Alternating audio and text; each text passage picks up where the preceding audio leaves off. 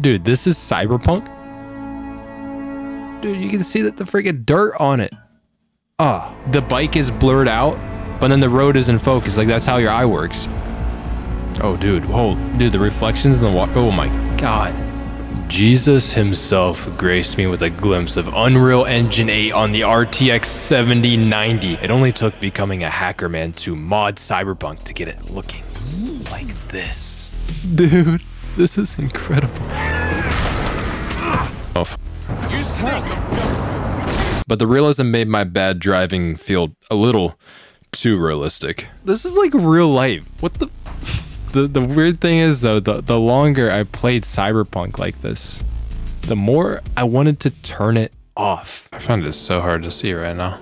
That's the thing, is like once you actually play the game, you want to turn it off. That blurring effect, the depth of field, man, I couldn't see the screen half the time. I didn't know what the hell I was doing. To make the game look like this, I changed the colors, and it makes me wonder if I changed the colors in a way that the devs didn't intend the game to look. Devs, I hope they know what they're doing, you know? It reminded me of like turning on ray tracing or shaders in Minecraft, only to turn them right back off because I couldn't see what the hell I was doing in a cave. Do I want to play the game, or do I want to take a damn screenshot and post it on Reddit so I can flex that I have a 4090? I don't even have a 4090, but do we want games to look this realistic? I already see the RTX pitchforks and torches raging. This isn't really about graphics. I'm all about graphical fidelity in games getting better and better. Like, it's insane right now that people can make entire movies just in Unreal Engine. What I'm talking about here today is when I was playing the horror game Alan Wake 2 and I was fighting this big fat naked man in the woods, I wasn't scared of him. You know, I was weaving his ass like it was Elden Ring. He could not touch me. No, what I was really scared of is not knowing where the hell I was going. Where'd I go? Like, one moment I'd be crossing his ass, and then the next moment I'd face my greatest enemy, a tree. You see, this is because of the vast amount of plants that are in this damn forest. No, there's so much foliage that I'm like, what the f is happening? Which I know not everyone watching this video knows what a forest looks like. But yeah, they actually do have all these plants. They are this dense. This is realistic. And I do get that this is a horror game and you're supposed to be stressed out while you're playing it, like wondering where you're gonna go next. A part of me wonders if it was the devs' intention to make the forest unclear with how you maneuver around it. And that part is the most stressful part about fighting this boss. And trust me, that's what made me most stressed. Where is he? Gotta move now. Oh, I'm running. So just because the game is capable of doing this insane amount of detail, does that detail really need to be there? Does it improve the experience that we have while playing the game? It's kind of like in Immortals of Avium, if any of y'all even remember that game now. It was one of the first Unreal Engine 5 games to be released, and it boasted incredible lighting and particles. But if you ask me, I think there was too many particles. Like, I couldn't tell what the f was happening. So it seems like the detail in games, it keeps getting better and better. And as the detail is getting more and more high fidelity, we're running into problems with clarity and direction. And what is happening? That's been building for a while, but really with this generation of consoles, it's gone kind of crazy. And you know, my homie, he has a PS5, right? So I was basically legally obliged to go over there and play some of the new hit game, Stellar Blade. You might say that the graphics aren't actually that distracting in this game, that you can get around pretty easily. And you might say that I was actually distracted by something else, and I would say that you might be right about that. Why the f I dress like that? But I also couldn't help but notice when I was playing the game that it has employed the controversial strategy of yellow paint. At times, it can be hard to see where you need to go, so yellow paint is splotted around to nod you in the right direction. Bro, they're leaving me hungry. Where's the yellow paint at so I can know where to go?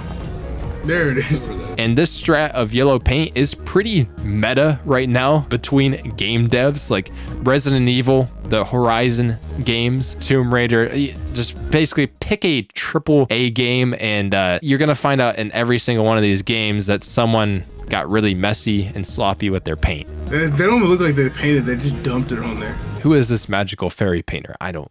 One day I'll meet him. And this shit can make you feel like the devs have you on training wheels. But would you rather be running around not knowing where you're going in a game, or have paint to show you where to go? It's not realistic, and HUD elements aren't realistic either. Like, why would a character in a game be seeing this little dot on a map? It doesn't make any sense, and it communicates a lot of information quickly to the player, which is very important and doesn't get you lost. So why does a game need to be realistic in this type of way? It's a game. Just make the best system to get around the game. However, if we're on the same page here, there are other ways to guide the player within games. Like, it would have been a lot less overwhelming for me and probably a lot of people if we're in a forest clearing instead of being stuck in the thick of it. You know, it's like that feeling, like when you know a boss fight is coming in a game, trickled up with some loot items, and then there's a save station,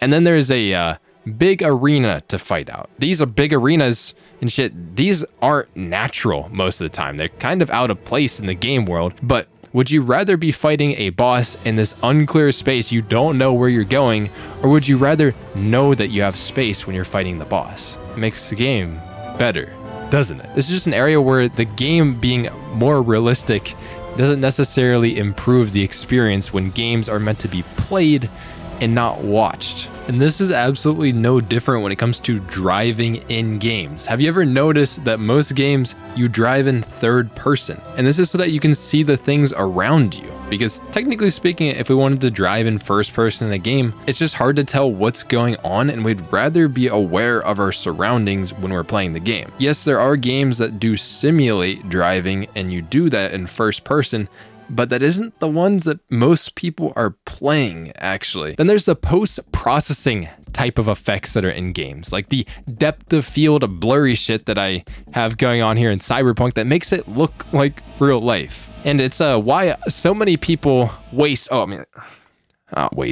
invest thousands of dollars into camera equipment to get this blurry effect in film shots, kind of like what I have behind me. This is how our eyes realistically work. Like, depending on what object you're focusing on, the surroundings do blur out. It depends how far away they are from you and all that kind of stuff, how intense it is. But yeah, this is how our eyes work. And if you're not convinced of that, you can try it out right now. You probably shouldn't if you're driving, you goofy ass. So yeah, this depth of field shit, it looks pretty, it behaves like real life. It's one of the reasons why these cyberpunk realistic videos have been going absolutely viral right now.